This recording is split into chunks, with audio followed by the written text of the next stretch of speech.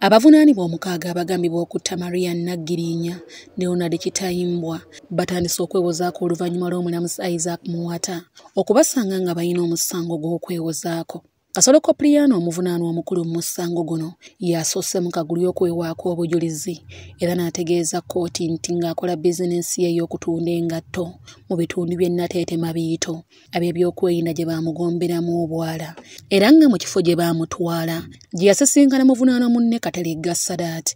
Kasolo ategeezezza kkooti nti oluvannyuma lw'okukwatibwa yasabibwa obukadde 2.5 ab'ebyokwerinda oba si ky'okukkiriza nti yeetaba mu kutta Nagirinya ne Kitayimbwa. Kasolo ayongerako nti ng'akyali mu mikono gy'abakuumaddembe abaamukwata, omusirikale Nakatudde Winfred yamukako okussa omukono ku kiwandiiko ekikkiriza nti yazza omusango guno.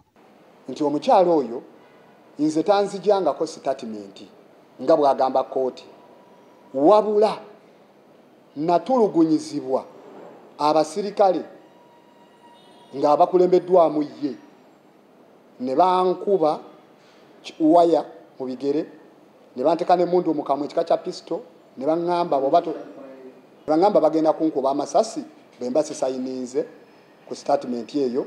Kopriano ategeezezza kkooti engeri abasirikale ba poliisi e Katwe gye baabakaka n'okubawa ebigambo by'okwogera ku ngeri gye beenyigira mu kutta Kitayimbwa ne Nagirinya. Ne batutwala waliwo ekisaawe kirirungujja. Ekisaawe ekyo kiriraanye amaka ndowooza gegoyo omukyala Maria Nagirinya we yali abeera nangamba olina okulaga nti wano mwasangawo emmotoka eyali epaakinze wano bwe mwagituukako ne mujjayo ebimundu ebikolerere ne musonga mu mmotoka igwe ne lubega nasoma ku lupapula kwe baali batadde ebintu byabwe gamba nti wano we mwattira omukyala. Kasolo wabula atabudde kkooti bw'ategeezezza nti Isaac Sennabulya eyali omuvunaanwa mu musango guno nti ono yali musirikale wa poliisi e Katwe nga tannayingizibwa mu nsonga za musango guno.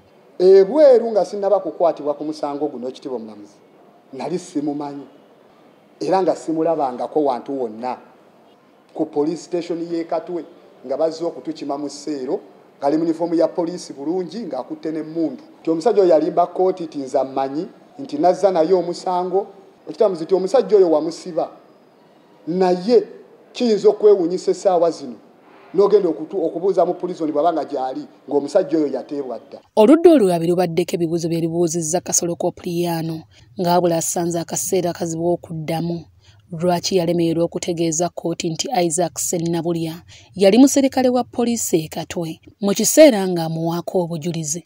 Olw'ensonga nti omulamuzi yampabula nangamba bw'oba obuuza omujulizi aleeteddwa mu kkooti mubuuze ekyo kyayogedde era y'ensonga lwaki saakimubuuza kubanga yali naye tabyogeddeeko.